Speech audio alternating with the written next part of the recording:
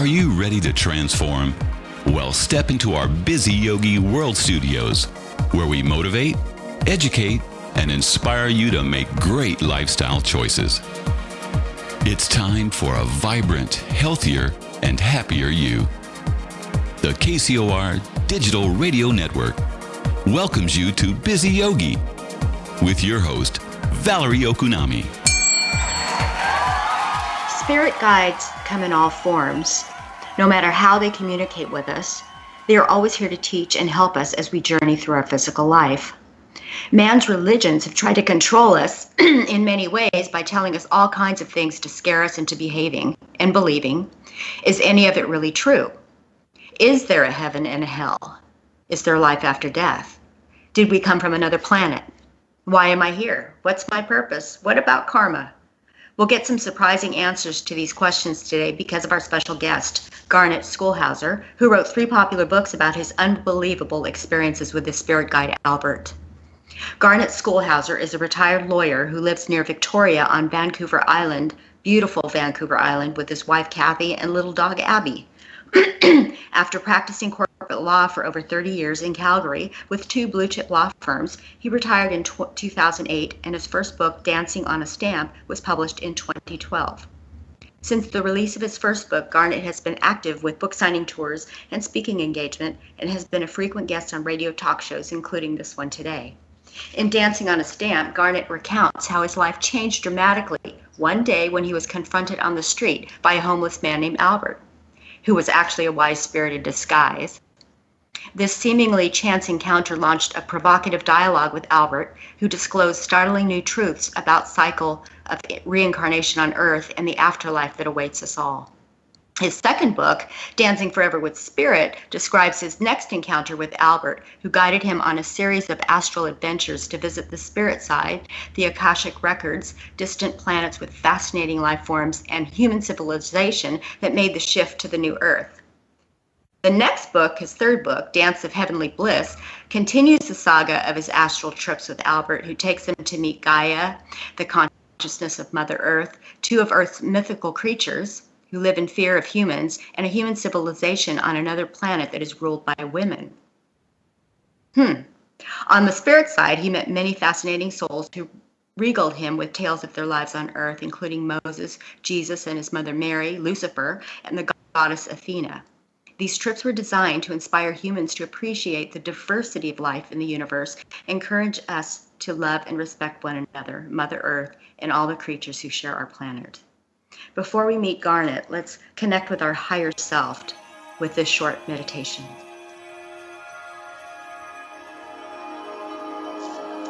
Sit in a comfortable position and close your eyes. Bring attention to your breath. Breathe in deeply and slowly, allowing your stomach to expand as you breathe in. As you exhale slowly, allow your body to relax. Again, breathe in, and then breathe out slowly. Relax your mind. If you have any unwanted thoughts during this meditation, simply say in your mind, silence. See yourself sitting under a beautiful large tree. The tree branches extend out very high above you, reaching for the light. Similarly, you have a network of branches connecting you to the light of your higher self. Imagine your higher self as a beautiful golden angel above you. This is who you really are. As you observe this angel, it smiles and glows with light. Ask this angel to merge with you now.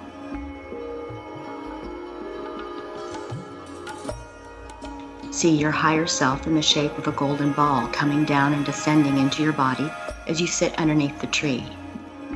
Feel the golden ball coming in through the crown of your head. An aspect of your higher self is now downloaded into your consciousness. There is also now a golden shaft permanently connecting you to your higher self. What does your higher self want to tell you? Feel free to ask a question if there is something you want the answer to.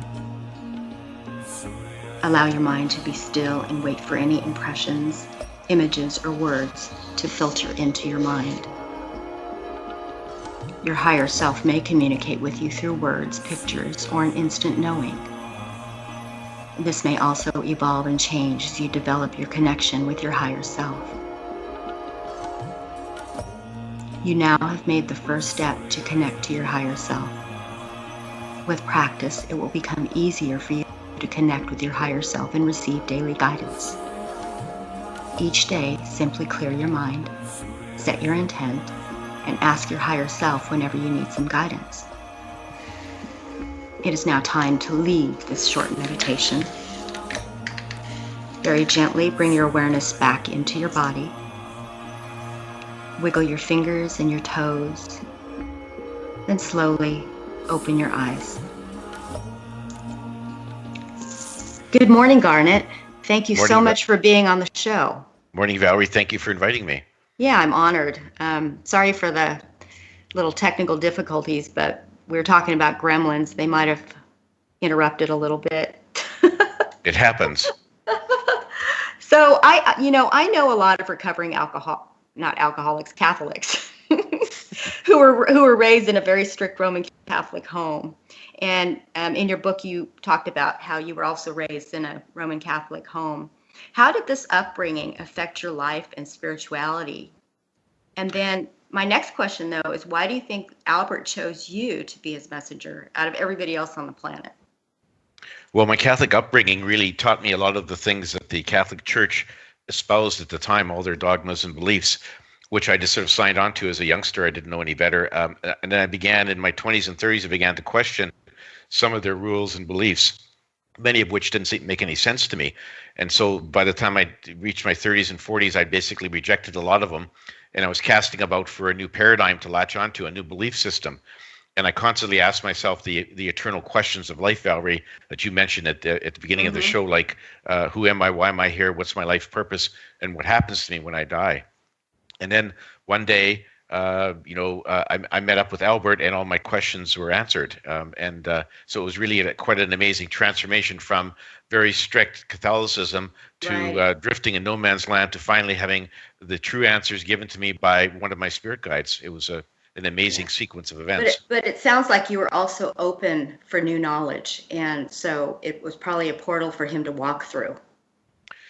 Yeah, it was. The timing was picked perfectly by him. He knew I was ripe for someone like him to come into my life. That I was really wanting to get the answers and to really latch onto the answers. And so he came at the right time. I mean, had he come when I was still, too early in my career, I probably wouldn't have paid as much attention to him and likely wouldn't have written my book. There's no way I could have written it when I was still practicing law because I had no time and no energy to do those things. So he came at the right time, right at the end of my career. I retired from the law about a year after I first met him because the law then seemed to be not very relevant to me anymore. And I knew that Albert had come into my life to set me off on a new path on my journey. And I was sort of happy to take that new path. I think it's an amazing story. So your first book, Dancing on a Stamp, how did you come up with that name? And it seems kind of an odd name. Well, it is very odd, and it's kind of a neat story because during the course of my dialogue with Albert, which went on off and on for several months, at one point I was complaining to him about something that wasn't going right in my life. And he says to me, what your problem is that he says that he gave me the analogy. He says, imagine that you're in that the world you live in is like a big, beautiful ballroom. And that there's great dance music being played. Everyone around you is dancing and swirling around the whole floor, exploring the whole ballroom. And he said, I spent too much time on one spot. He said, I stand in one spot like I've got leg shackles on. And he said, what I need to do is to quit dancing on a stamp. That's where the title came from. So you were just looking at one little small piece of life when there was so much more to experience. Yeah. He said I had to break out of my comfort zone and explore the world. Which most of us do, don't we? We look at life through a keyhole. Yes. And that was So, certainly my problem. And so he was just basically telling me I needed to move on and get on with my life and explore all the other things in our wonderful planet and in our universe, for that matter. yeah. Well, we'll talk about that later. Your first book is like a conversation between friends, you and your spirit guide, Albert. What was the most significant revelation of your experiences with Albert in this first book? Well, the most significant one was that he basically said, look at, you often wonder, you look in the mirror and you wonder why you're here. And the short answer is because you chose to come here. He said that we're all eternal souls, and that before we incarnated into human form on Earth, we came from the spirit side, which is our true home, which is a very lovely place with none of the sort of the evil or negative emotions that we have on Earth. But he said, as souls in the spirit side, choose to incarnate on Earth in order to grow and evolve and experience things necessary for their evolution. And so, to answer the question, why am I here? I chose it. And before I was born, like everyone else, I had a life plan, and I chose all the significant aspects of my new life, like the place I was going to be born, the identity of my parents and siblings and other relatives, the first language I would learn, the first school I'd go to. Those were all chosen beforehand, very deliberately by me on the other side, so that I could experience the things that I needed or I felt that I needed. And so, whenever he basically said to me, don't ever think of yourself as a victim, because it's not God or the universe or somebody else doing things to you that you don't like. You came here because you chose that freely for yourself. And so, get over it. Just suck it up. If you have a bad experience, learn from it. And know that every experience you encounter, good or bad, particularly the bad ones, are there for you to learn and to present challenges for you to overcome. So you're never the victim. You're always the artist of your own reality by virtue of your pre-birth planning and the fact that we all have free will to make actions and take decisions here on this planet. So is Earth a school? I mean, and what are we evolving towards? Are we evolving towards living on other planets? I mean, are there incarnations on other planets in other universes? Yes, the Earth is a school. It's one of the toughest schools in the universe, according to Albert. It's really tough mainly because we don't remember when we're here. We don't remember where we came from or what we had planned for ourselves, or we don't remember any of our other previous lives. So we're kind of floundering about with blinders on this planet with free will to make actions and take decisions, which means that we're very often going to go off course. And most of the time we're going to wonder where we're going or where we should be going. That's why it's such a tough school. The goal of the Earth School is to allow us to evolve as souls to become more and more like the Source in every way with each and every incarnation. And after we leave we could incarnate on Earth, we can of course incarnate on other planets, or we may already have been on other planets before we arrived on Earth. And then certainly there are many life forms, millions and millions of them, other life forms in our universe, and we can incarnate into any of those if we choose. It's entirely up to us. So in some cases, we graduate from Earth and go to another planet. In other cases, we've already been to other planets and come to Earth as sort of the tough final school in terms of our evolution. So Earth is like a boot camp. Well, it is. It's a very tough boot camp, and it's one that, according to Albert, only very brave and courageous souls will dare to enter into. And he's often said all the humans on Earth should pat themselves on the back and congratulate themselves for taking such a chance on this very tough school. Yeah, I've thought about that a long time ago when I was pondering, life's mysteries. I was in my late 20s, and I did come to the conclusion that Earth was a school and that we had different levels of soul evolution. And what is the ultimate goal in evolution? Is it to become one with everything and not have to ever incarnate again? Well, yeah, that's one of the tests. For sure, the goal is to try to make us become more and more like the Source, which is nothing but pure wisdom, pure love. The sum total of everything. So that's sort of our goal for evolution, is to become more like the Source, where we were spawned from long time ago as an individual aspect of the Source. But having said that, we don't have to incarnate. We can stay on the spirit side and never incarnate again. The choice is entirely up to us. We can evolve without incarnating on the spirit side. It's just a slower evolution. And most souls think, well, okay, I want to sort of test my test my mettle against the harsh elements of the physical environment. So I'll incarnate and sort of speed things up. Even though there's no timetable or deadlines for evolution, that's just what souls like to do. Mm-hmm. Now, I also understand that the universe is constantly expanding and growing. And in order to evolve, we have to be constantly evolving and growing, or we will die. What's your take on that? Well, we don't die; we're eternal. So it's not a or question. We go to another. Well, we just basically we're always evolving. It's a matter of different degrees and different sort of speeds, if you will. So if we don't incarnate, we'll just evolve at a much slower pace. If we incarnate, we'll increase the evolution. But we never die. Doesn't matter what we do, we'll never die. We're eternal. And we're all part of everything. All of us are connected, right? Absolutely, we're all connected to the source. Which is the sum total of everything in the universe, and we're connected to each other. And one of the challenges on Earth is that we don't realize how we are connected to each other, which results often in a lot of violence and crime and genocide and wars and all the bad stuff we have on Earth, because we think we're separate, but we are really all part of the one.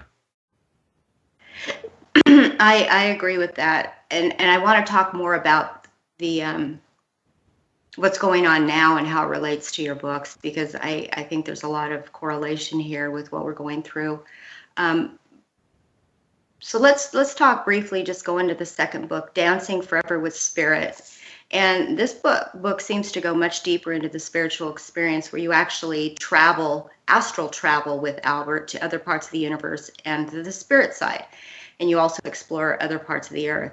So what was the most profound experience of this book? Just real quick, and we'll have to take a break. Well, I think it was my very first trip was to the spirit side, where I got to see it's a beautiful place, just full of love and beauty and splendor. And my very first trip, I got to meet some of my deceased loved ones, like my mother, father, brother, and various aunts and uncles and grandparents. That really reaffirmed in my mind that we are eternal. When our physical bodies die, our souls just move on, transition over to the spirit side. So it was a very comforting experience.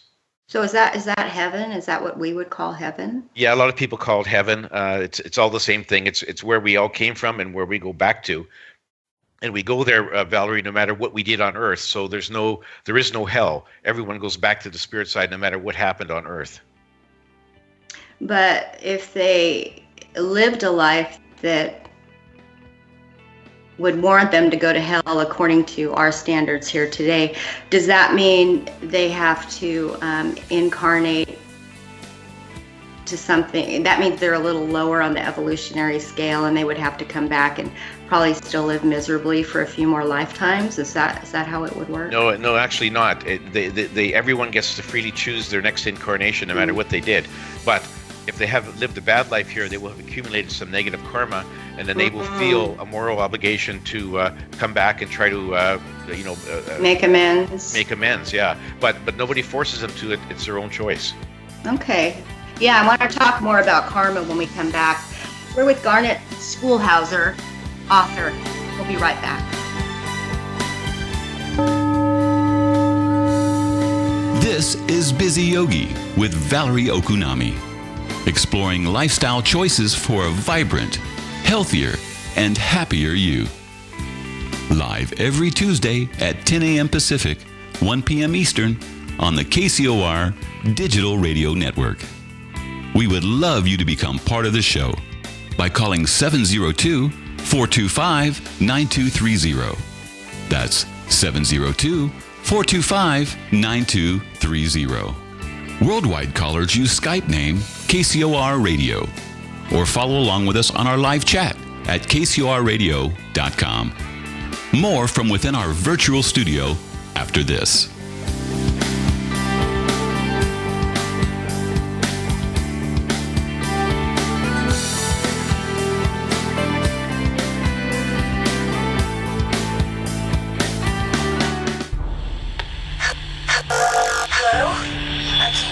I can't hear you, but you can hear me, right?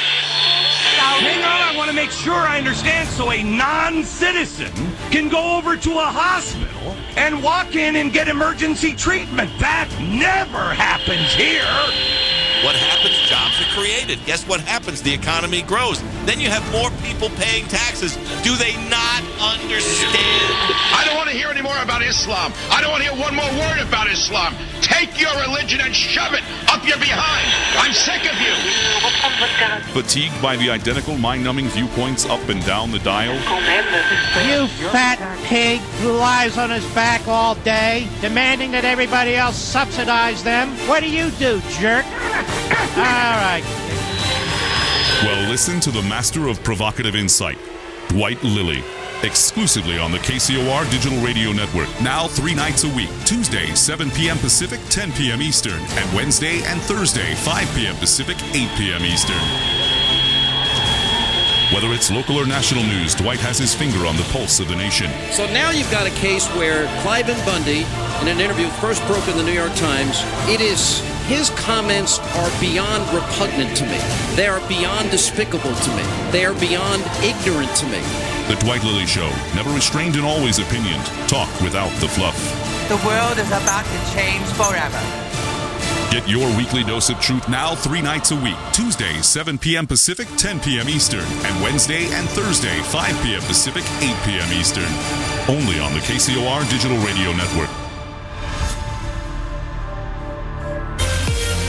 You're listening to the all-new KCOR, The Core, broadcasting from Las Vegas, Nevada, the entertainment capital of the world.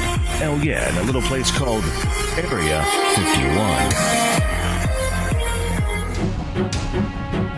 Do you feel reality is nothing more than a hologram?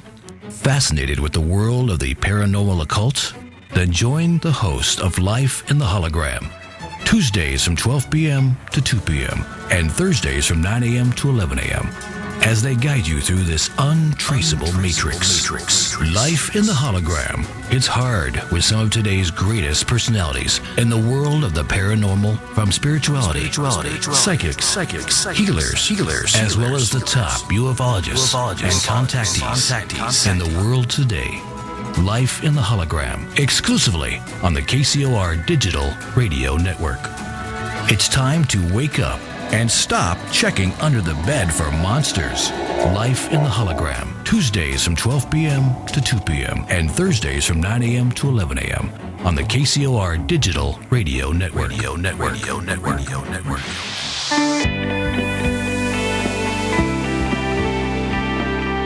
Welcome back to the Bizi Yogi Studios. The KCOR Digital Radio Network hotline number is now open, 702-425-9230. Worldwide callers use Skype name KCOR Radio. Tweet your comments anytime to KCOR using the hashtag KCOR. Join the conversation live and share your thoughts of the show in our chat room at www.kcorradio.com. Now, back to your source for the best in trends and topics for balancing your mind, body, and spirit. Bizi Yogi with Valerie Okunami.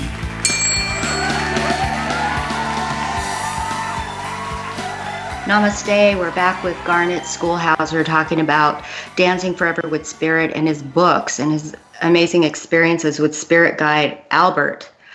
During the break, we had a question from someone in California, and she wants to know, or he wants to know, what about people that struggle with mental illness? Was that something they chose? Why would somebody choose mental illness? Well, often it is chosen by those people before they're incarnated as part of their life plan.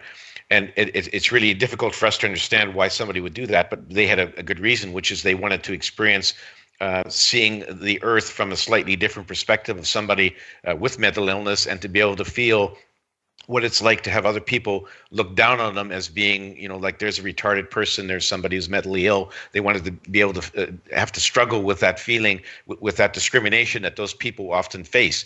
And that was sort of part of the challenge they wanted to face, to see what it was like. And it may have been because in a previous life, maybe they were somebody who was mean to somebody with mental illness, and they wanted to see what it was like to have to be on the receiving end of that sort of abuse. So that's one case. In other cases, often mental illness, at least what the medical establishment terms as mental illness, is nothing more than somebody who's suddenly has a a psychic door opened up to them, and they're peering into other dimensions, maybe into the spirit side briefly. They're seeing other things, and then they become sort of a bit overwhelmed with all that they see, like looking at different beings in different dimensions, and it's very fascinating to them, and they sometimes just sort of zone out because they're sort of overwhelmed with what they see. And so I describe a case of a lady in my second book who was in a mental institution where that happened to her. She was just sort of so overwhelmed with what she saw, peering through the dimensions, that she basically forgot about living life on Earth, and they ended up locking her in a mental home. And so those are really the two main reasons why somebody would have a mental illness. Yeah, I know a lot of people who are extremely psychic, who are mentally ill, and they can, or called mentally ill or diagnosed, but they can hear things, hear other dimensions, and see ghosts or other beings, other dimensions. I could see how it would be overwhelming. Yeah, and medical science isn't right now capable of recognizing that they're really seeing real things like real spirits or real different dimensions, and so they just label them as being mentally ill and schizophrenic, and so that's how they treat them. In a lot of cases, these people are just seeing a lot of things that most of the rest of us cannot see. So, why would somebody want to come back as like something really negative? Why would you not want to just come in as a princess or a queen and then just like, okay, that's all I need to know? Why would you want to delve into the darker side of life? That's a very good question. I asked Albert that myself once. I said, if I could freely choose who I came to be, why wouldn't I choose to be Prince Charles, with all the mansions and 150 servants and all that sort of thing? He said, because if your life is too soft and cushy, you're not going to learn very much. He says you learn way more from the trials and tribulations that you suffer, as most humans do on Earth. And if it's too cushy, it's just sort of like you're wasting your life. And so he says you realize that on the other side. That's why you're not Prince Charles. That's why who you are. And you've had faced a lot of challenges, and you still have more to face. And that's part of your learning experience. That's why other people don't choose soft and cushy lives as well. So do you think maybe Prince Charles has had rough lives in previous lifetimes to where he could come back as a good leader as a prince? That's entirely possible. I don't know. Not something that I ever asked Albert, but it's entirely possible. The other thing Albert says is that when we look at somebody like Prince Charles and think, well, what a cushy life that is, he says there's a lot more challenges and negatives to his life than you can ever imagine. Yeah. It's not open to us, but it's not sort of a total free ride even for someone like him, or whether it be a movie star or a sports hero, whatever. We all think that'd be so great, but they do have their own challenges that are maybe hidden from view. So every life has its own challenges, and he says when you're on the other side, you had a very good reason for choosing the life that you are now in, even though you don't understand that at this time, but you will when you get back to the spirit side. Yeah, what's that famous saying? Never let them see you sweat. Exactly. So when you come, so when you first die, you had mentioned you visited your family and loved ones who had already crossed over. So is that your first place to go after you die, and then from there you go to the spirit city? Yeah, that's generally what happens to most people. Albert says that everyone will be met by a welcoming party, and who's in that party will depend on sort of what you really want to see, who you want to see. So in most cases, it'd be like parents and grandparents and siblings, even your pets. I was met by my little former pet, Oscar, a little mini Schnauzer, who died before. He came running over to greet me as part of that welcoming party for me. This was a preview of what I would get when I actually physically cross over. And so it's all very much a case of helping helping you make the transition to the spirit side, where you can feel warm and loved and welcome, and then from there, then you head off to one of the cities. I went to a city called Aglaia, a very beautiful white city, and then from there you sort of work your way back into life on the spirit side. So it's a very nice welcoming party. It gives you a feeling of exhilaration, and it makes the whole transition so much easier to go from life on the physical planes here to the spirit side, which is really your true home. Now, I've also heard that people travel in soul groups that incarnate together over and over and over, soulmates, twin flames, all that stuff. So is your family your soul group, and is that why you meet with them when you go to the other side? Well, yes and no. My family members were part of my soul group, but my soul group is actually quite a bit wider than that. But my family is part of my welcoming party because that's who would give me the most comfort. The people that I was closest to on earth, and generally they are part of our soul group. And you're right, we tend to travel in those groups because it is just very convenient, and we will trade roles. Like in one life, I might be the father; in the next life, I might be the sister or the aunt or the grandmother, and we keep on trading roles and changing sexes as we go. And that's just part of just a matter of a convenient way to run the incarnations on our planet. So Russ from Utah has a question for you. He wants to know, he says, what does your guest think about the reason for so many star seeds? Is it because the aliens here, I can't understand it. Is because the aliens here when they die can only incarnate on the planet you die on? I'm not sure. The last part of that isn't true. It's because any soul, including souls that are in physical alien bodies on other planets, once they pass over to the spirit side, they can incarnate back onto the. If there's an alien who dies on our planet, when they die, they can choose to come back to Earth or go back to their own planet or to another planet. So it's totally freedom of choice. We're not stuck to any particular planet, for any length of time. We have the choice of continuing there or moving on to another planet. Okay, I have a good question for you. I think this is a good question. But when you went through this big shift after meeting Albert and you realized that the law wasn't for you anymore, and you had a lot of friends, what was the reaction from your friends, and how many actually are still friends? Well, it was mixed, Valerie, actually, and I anticipated that, which was one of the reasons I hesitated before I actually published my book, because I thought, I'm going to lose some of my friends over this. And sure enough, I did. Some of my former law partners and colleagues and clients and friends, some of them just basically shunned me. They likely thought I was becoming senile. But a number of other of my former friends and colleagues, they actually sent me emails encouraging me to continue on and thanking me for having the courage of coming out of the spiritual closet. So it was a bit of a mixed message, but overall, the experience was very positive because I gained a whole lot more new friends after writing my books than the ones that I lost. So it was a net positive gain for me. One door closes, another one opens. Exactly. Okay, so let's talk about the new Earth and the increase in vibration that is necessary for us to survive. And what is your prediction about how this is going to happen? We just had an election, right? I don't know if you followed our election here in the United States, but there's a lot of negative, evil energy in the world right now. And it's infiltrated into this country. But also, there's a lot of amazing, positive, loving energy and a lot of amazing people as well. So I want to know if the negative energy will implode on itself and just leave the people who are vibrating higher. I mean, is there going to be like a big war or a nuclear explosion that will kill off all the negative people?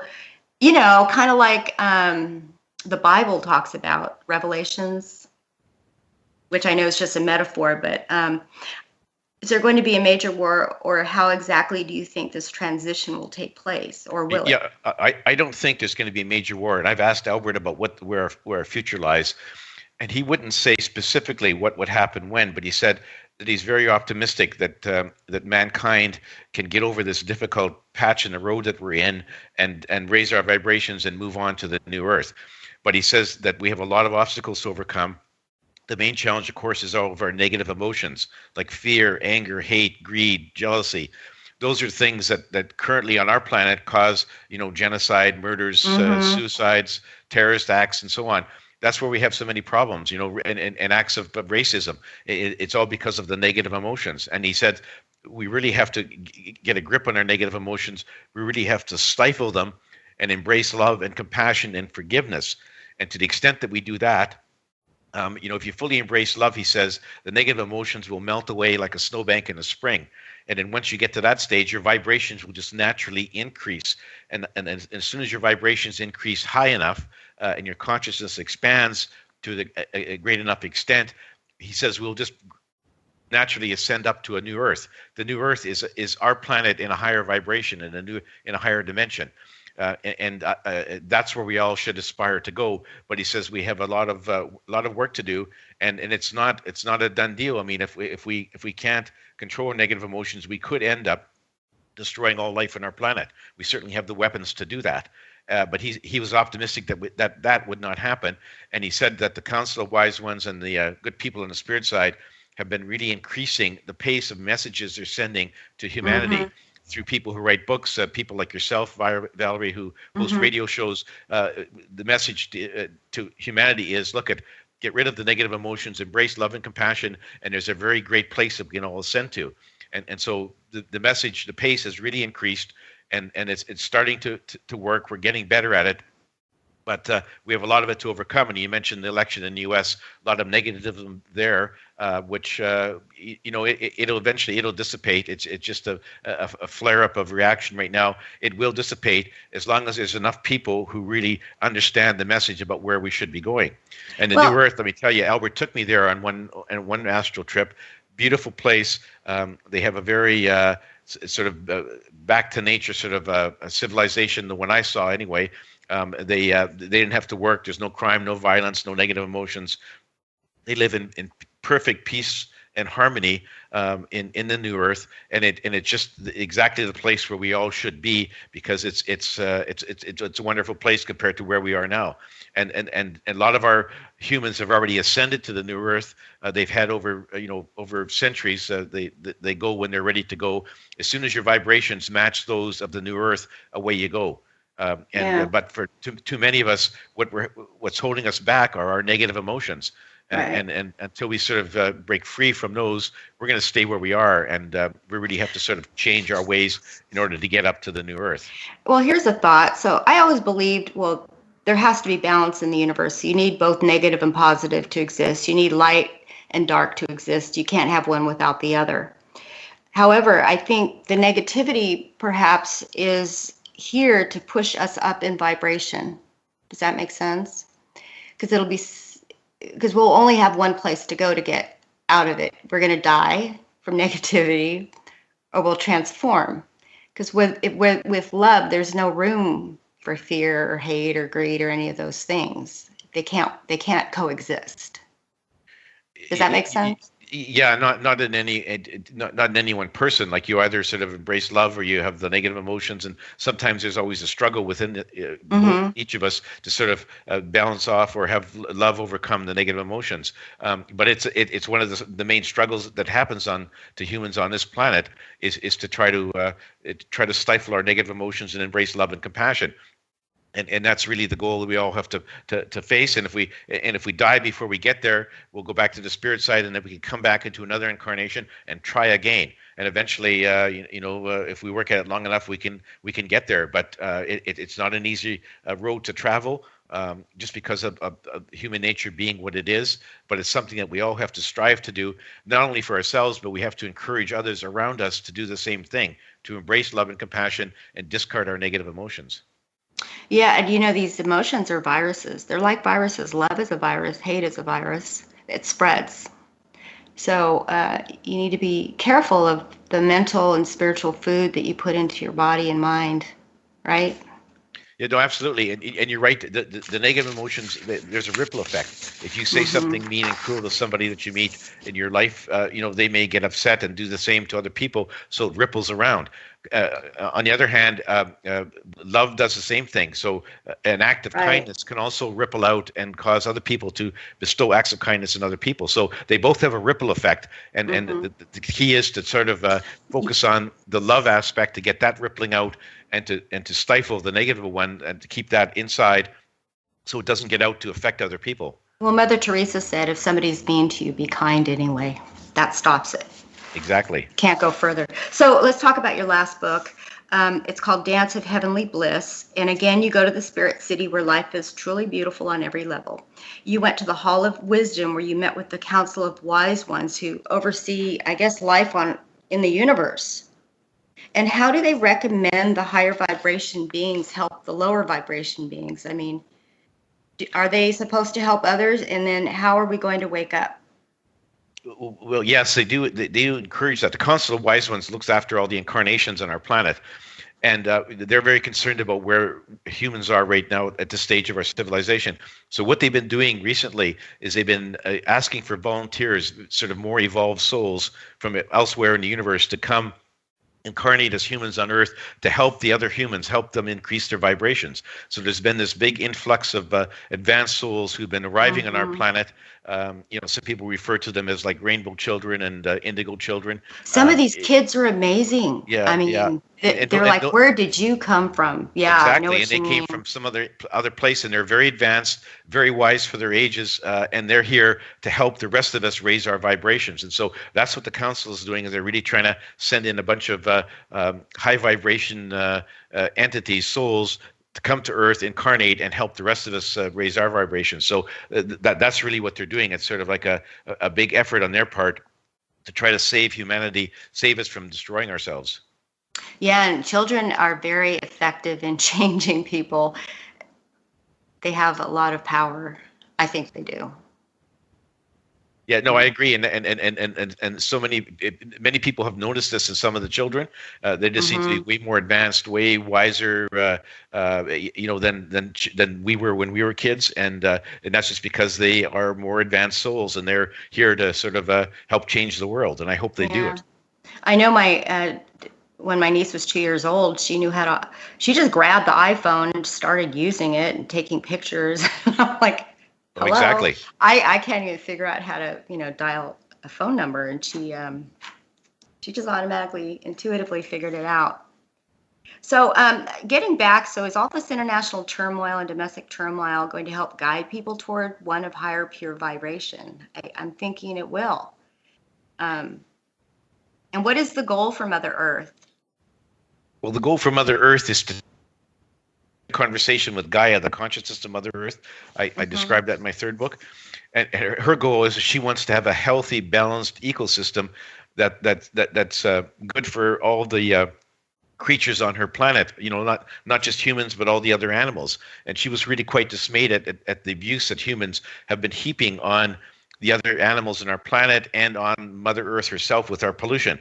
And she really basically said, we have to stop our abuse, we have to change our ways, or it could go badly for us, because she really wants to go back to where, before humans were such a factor, she had a nice, healthy, balanced ecosystem. That's where she wants to go, where every creature, every animal has a chance to live out its life as intended without undue interference. And since humans evolved past the Industrial Revolution, we've become like an invasive weed, sort of going into a garden and choking out other things in our path. And we're sort of taking over the planet. And she says, I have nothing against humans. I just wish you would stop your abuse and act in a more responsible manner.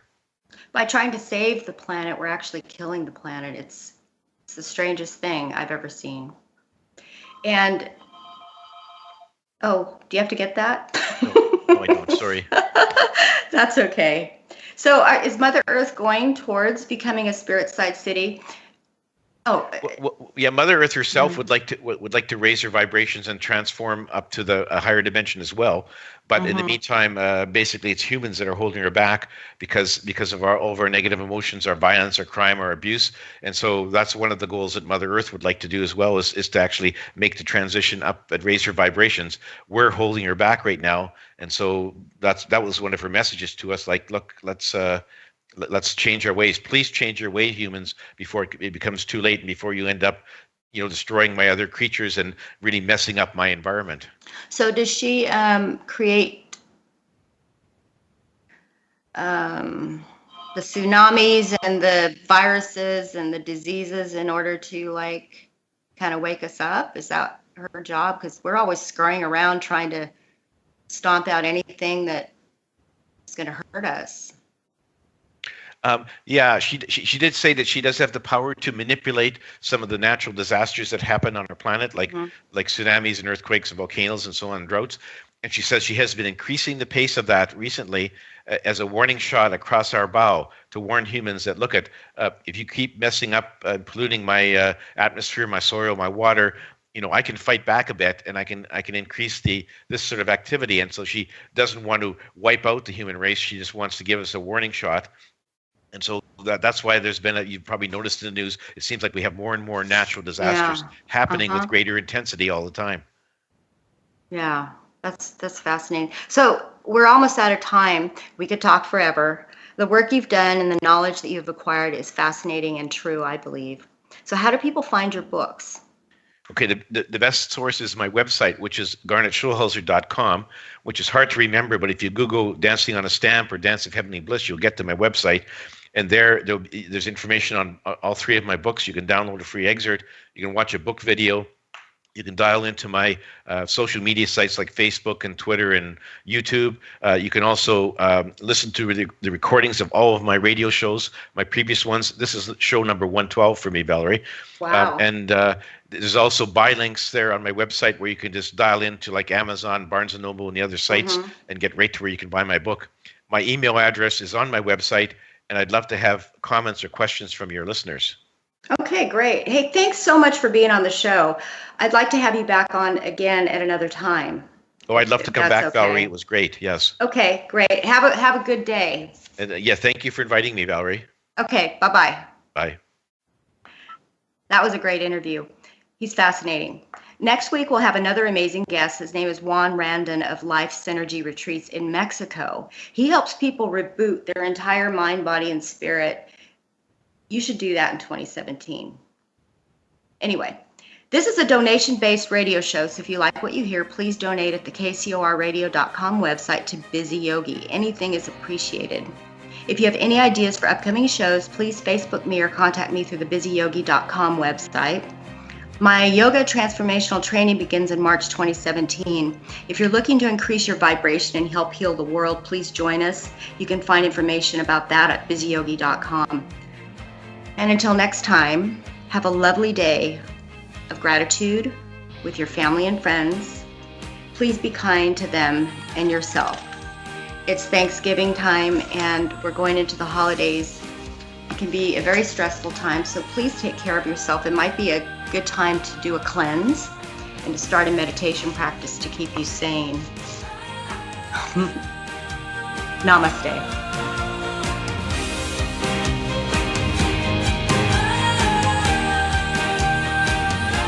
Thank you for listening to Bizi Yogi, hosted by Valerie Okunami. Live every Tuesday morning at 10 a.m. Pacific, 1 p.m. Eastern. Exclusively on the KCOR Digital Radio Network. For more information on lifestyle choices for a vibrant, healthier, and happier you, please visit her website at valerieokunami.com. Until next week, remain true to oneself. Namaste.